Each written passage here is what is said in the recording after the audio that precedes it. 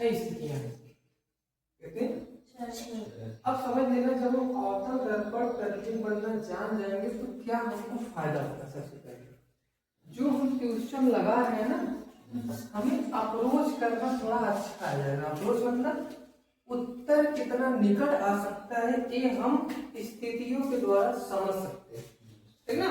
और अगर उसके करीब उत्तर रहेगा तो हम ये बता सकते हैं, आगे बढ़े, हम ये बता सकते हैं कि उत्तर हमारा कितना होगा, ठीक ना। तो सबसे पहले जब हम अवतल दर्पण की स्थितियां समझ जाएंगे तो हमें उत्तर अप्रोच करने में या निकालने में आसानी होगी। दूसरी, जब आपको ये विधियां अच्छे से याद हो जाएंगी, आपको कंडीशन, तो आप उत्तर चित्र के माध्यम से भी समझने लगेंगे या चित्र भी बनाना सीखने लगेंगे, ठीक ना। अब सबसे नंबर 1, वस्तु अनंत पे हो, इसको हम साइन में कैसे रिप्रेजेंट करते हैं, ऐसे दिखाते हैं। ऑब्जेक्ट कहाँ हो? अनंत पे, अनंत का ही साइन, ठीक ना। हमारा अवतल दर्पण कुछ इस तरह से होता है। Yes sir. ये हमारा अवतल दर्पण का, अवतल दर्पण का एक बिंदु यहाँ पे होता है, उस बिंदु का क्या नाम है? P। इसका एक केंद्र होता है जिसका C, किसका नाम क्या होता है? C और P से एक रेखा जी रहती है, उस रेखा का क्या नाम होता है? मुख्य अक्ष। देखो ये रेखा गई है ना। अब देखो यहाँ पर थोड़ा ध्यान दोगे, इस रेखा को दर्पण के इधर भी खींचा गया है, जो कि पॉसिबल नहीं है, क्योंकि हमने इसके पीछे क्या कर दिया है? पेंट। अब जब पेंट कर दिया है तो क्या एक किरण उस पर जा सकती थी? नहीं। लेकिन अब अपने समझने के लिए जब भी चित्र बनाएंगे तो उसको दिखा देंगे थोड़ा सा, है ना। तो सबसे पहले वस्तु को अनंत पे रखते हैं, तो कहाँ पे रखेंगे? अब देखना ध्यान से, C और P के बीच में भी एक बिंदु होता है, वो बिंदु क्या होता है? F होता है, फोकस बिंदु होता है। अनंत का मतलब है कि इतनी दूरी पर रखा गया है जिसकी हमें लंबाई पता नहीं है, ठीक। मान लेते हैं एक वस्तु है जो AB है, वस्तु क्या है? AB, जो अनंत पे रखी गई। जब अनंत पे रखी गई है, अब समझना, किसी भी प्रतिबिंब को बनने के लिए किसी भी वस्तु के द्वारा कम से कम 2 किरण खींचना अनिवार्य होता है, कम से कम 2, और ज्यादा से ज्यादा पूछे तो अनंत। मतलब एक दर्पण, सॉरी, एक वस्तु से अनंत किरणें रिफ्लेक्ट हो सकती है, ठीक। और हमें कम से कम कितना चाहिए? 2। अब देखो मुख्य अक्ष ऐसे सीधे चला है ना, मुख्य अक्ष ऐसे सीधे चला है, तो मान लेते हैं मुख्य अक्ष के समांतर एक किरण चली, मुख्य अक्ष के, और जब मुख्य अक्ष के समांतर प्रकाश की किरण चलती है तो हमेशा कहां से होकर जाती है? कहां जाएंगी? हमेशा मुख्य अक्ष के समांतर चलने वाली प्रकाश की किरण दर्पण से टकराने के बाद हमेशा कहां जाएंगी? चाहे मान लेते हैं नीचे से एक प्रतिबिंब क्यों ना आए, तो सॉरी किरण क्यों ना आए, हमेशा कहां से जाएंगे? और फोकस पर प्रतिबिंब बनेगा कैसे? फोकस पर प्रतिबिंब बनेगा, अब देखो वस्तु तो इतना बड़ा है, इसका प्रतिबिंब देख लो कितना आकार बन रहा है? बिंदु बन रहा है। तो प्रतिबिंब बनेगा वास्तविक, कैसा बनेगा? वास्तविक। और वास्तविक के साथ एक शब्द आता है, वो क्या आता है? उल्टा। वास्तविक उल्टा और वस्तु से छोटा, वस्तु से छोटा। और छोटा पूछे तो कितने आकार का? बिंदु के आकार।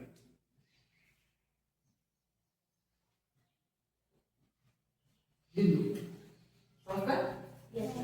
कंडीशन में वस्तु को कहां पे रखेंगे? हमेशा अनंत। पहली कंडीशन अवतल दर्पण में, पहली कंडीशन वस्तु को कहां पे रखा जाता है? अनंत। जब अनंत पे रखेंगे तो उसका प्रतिबिंब कहां बनेगा?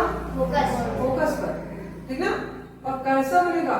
वास्तविक उल्टा वस्तु से छोटा, लगभग बिंदु के आकार। अब थोड़ा समझना, जब बिंदु के आकार का बनता है ना तो हम उसकी लंबाई, चौड़ाई, ऊंचाई नहीं बता सकते। Yes sir.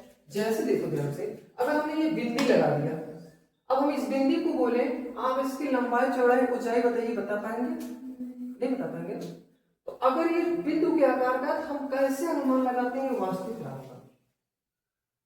बताइए। क्योंकि जब हम अगली कंडीशन पढ़ेंगे ना, तो अगली कंडीशन में हम वस्तु को थोड़ा सा दर्पण के क्या करेंगे? पास लाएंगे, और जब दर्पण के पास लाएंगे तो जो प्रतिबिंब होता है ना थोड़ा दर्पण से दूर जाता है। वस्तु को पास लाएंगे तो प्रतिबिंब थोड़ा सा क्या होगा, दूर जाएगा, और दूसरे कंडीशन में हमें स्पष्ट दिखने लगता है कि वास्तव में उल्टा बन रहा है। और उल्टे के साथ हमेशा एक शब्द क्या आना चाहिए, वास्तविक, या वास्तविक के साथ शब्द क्या आएगा, ये फिक्स है, है ना। जैसे देखते होंगे नदी के किनारे पेड़ देखे हैं, पेड़ का प्रतिबिंब कैसा बनता है, वास्तविक उल्टा, उल्टा ही तो बना है वास्तविक। ये वास्तविक प्रतिबिंब हमेशा कैसे बनते हैं, उल्टे। ठीक, तो नंबर 1 कंडीशन समझ में आ गई।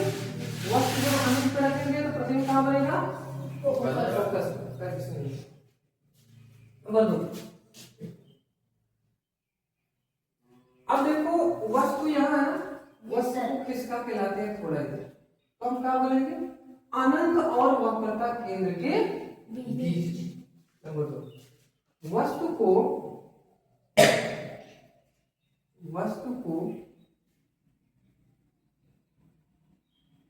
अनंत और वक्रता केंद्र के बीच। अब देखते हैं इसके कंडीशन समझ लेते हैं। सबसे पहले जब भी बनाएंगे किरण आरेख को तुरंत दर्पण बना लेना है, मुख्य अक्ष खींच लेना है, पी को दिखा देना है, सी, उसके बाद कितना पॉइंट तुरंत। ठीक, हमने वस्तु को थोड़ा सा लाया तो मान लेते हैं वस्तु यहाँ पे है, ठीक ना। अनंत वाली स्थिति ए थी और सी वाली है, इसी के बीच में है कि नहीं है, यस सर। ठीक, जब वस्तु अनंत में होगी तो प्रतिबिंब कहाँ बना, और जब वस्तु अनंत और वक्रता केंद्र के बीच में है तब देखते कहाँ बनता है। सबसे पहले हमेशा किरण आरेख कैसे चलता है, मुख्य अक्ष के समांतर चलेगा। कैसे चलेगा, समांतर। अब देखना, जब मुख्य अक्ष के समांतर प्रकाश की किरण चलती है तो कहां से काटती हुई जाती है, कहां से, हाँ, फोकस से काटेंगे, ई से नहीं काटेंगे, फोकस से काटेंगे। मुख्य अक्ष के समांतर चलेंगे तो कहां से काटेंगे, फोकस से। मान लेते हैं ये फोकस से काटते हुए जाएंगे।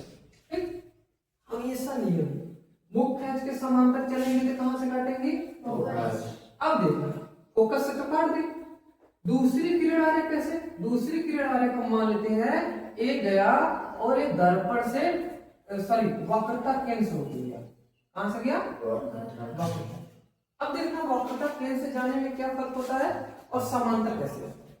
जब समांतर जाता है तो हमने बोला हमेशा कहां से काटती हुई जाएगी, फोकस से काटती हुई जाएगी, और जब वक्रता केंद्र से जाएगा ना तो वक्रता केंद्र से ही वापस चली जाएगी। कभी कोई पूछेगा कि जब प्रकाश की किरणें वक्रता केंद्र से जाती है तो वक्रता केंद्र से ही क्यों वापस आती है, क्यों, क्योंकि ये किरण इस दर्पण के साथ कितने अंश का कोण बनाता है, 90 अंश का कोण बनाता है। जो किरण दर्पण के साथ 90 अंश का कोण बनाता है उसके आने जाने का मार्ग एक होता है, इसी पे गया और इसी पे वापस, ठीक है। मतलब जिस रास्ते पे जा रहा है उसी को वापस आ रहा है, आप कोई नया रास्ता मुड़ता हुआ नहीं देख पाएंगे, ठीक है।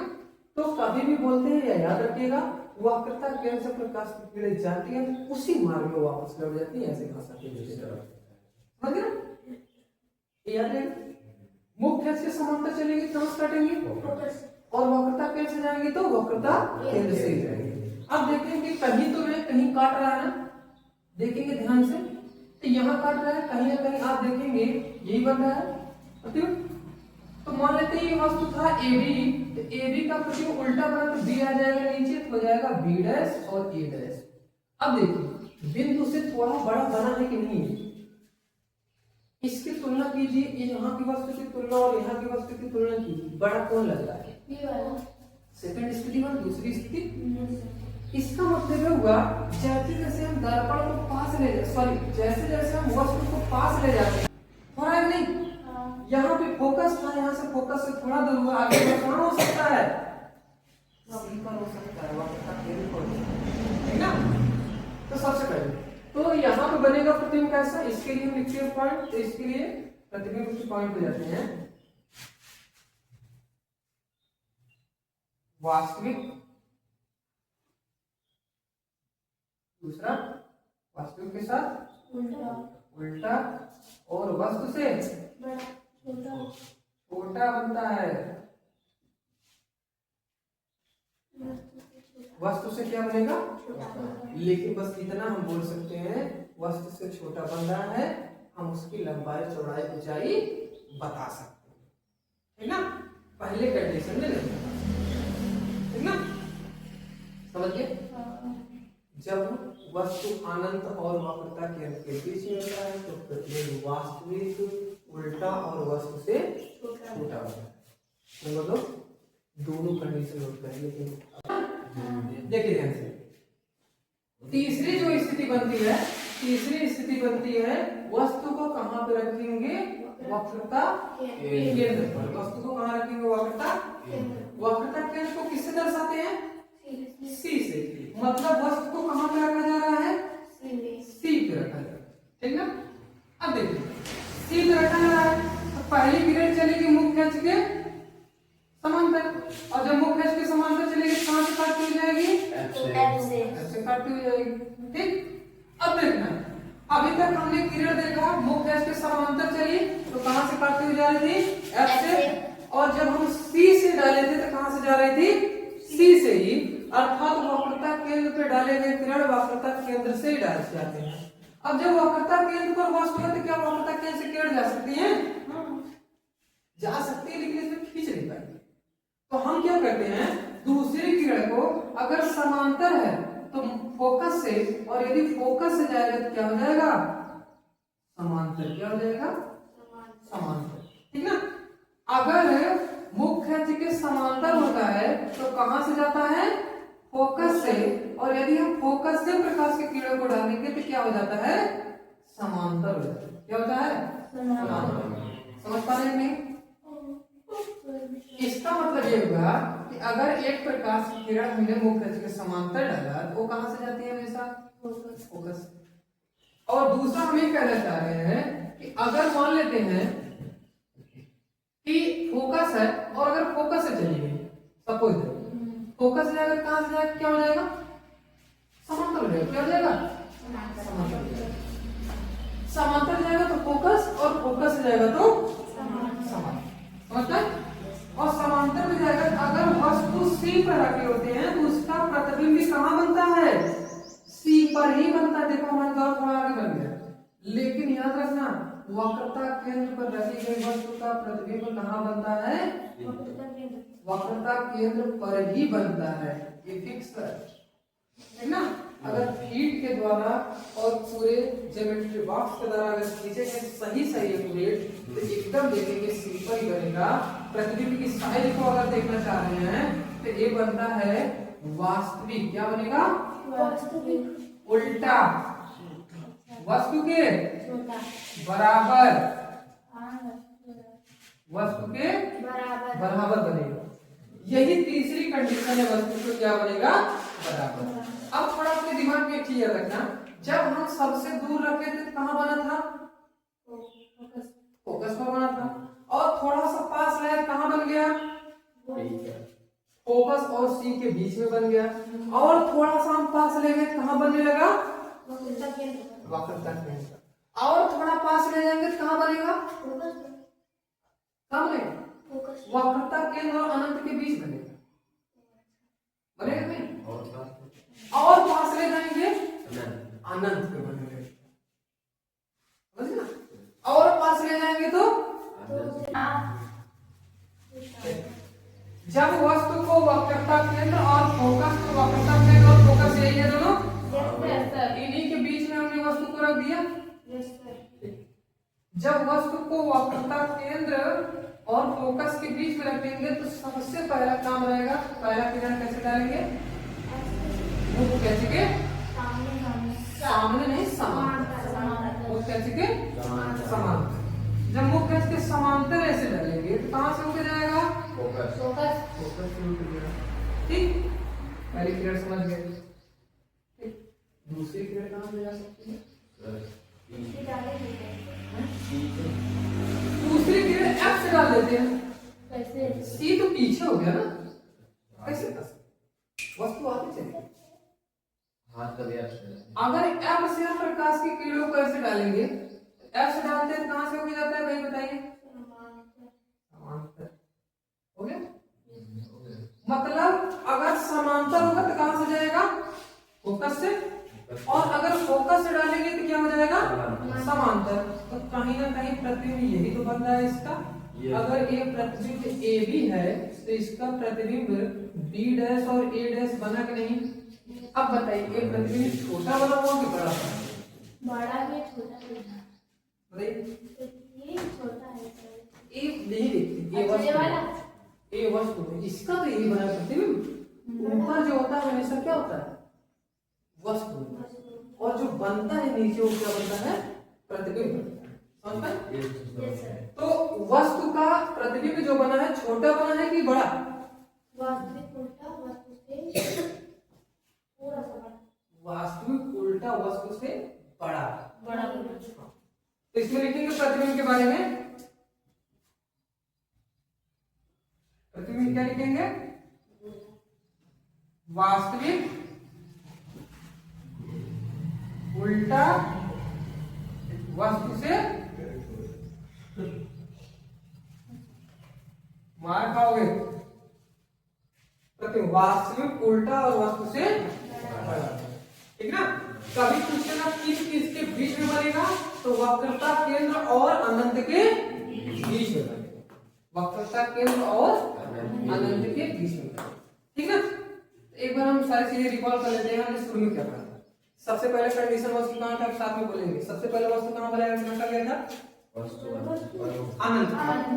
हाँ, जब वस्तु अनंत के साथ प्रतिबिंब कहां बना था? फोकस पर। वास्तविक उल्टा वस्तु से बहुत छोटा। ठीक। दूसरा हमने वस्तु को कहां रखा था? अनंत और वक्रता केंद्र के बीच में रखा था। और जब बीच में रखा था तो प्रतिबिंब कहां बना था? सी और एफ के बीच में। कैसा बना था? वास्तविक उल्टा और वस्तु से छोटा। लेकिन इतना छोटा बना था कि जिसकी हम लंबाई को नाप सकते। ठीक। तीसरी कंडीशन में वस्तु को कहां पे रखेंगे? वक्रता केंद्र। जब वक्रता केंद्र पर रखेंगे तो वस्तु का जो साइज होगा वो कैसा बनेगा? बराबर। और वही वास्तविक उल्टा तो सबके साथ है। उसके बाद जब चौथी कंडीशन होती है कहां पे रखते हैं? वक्रता केंद्र और फोकस के बीच में रखते हैं तो वस्तु कहां बनता है? सॉरी, प्रतिबिंब कहां बनता है?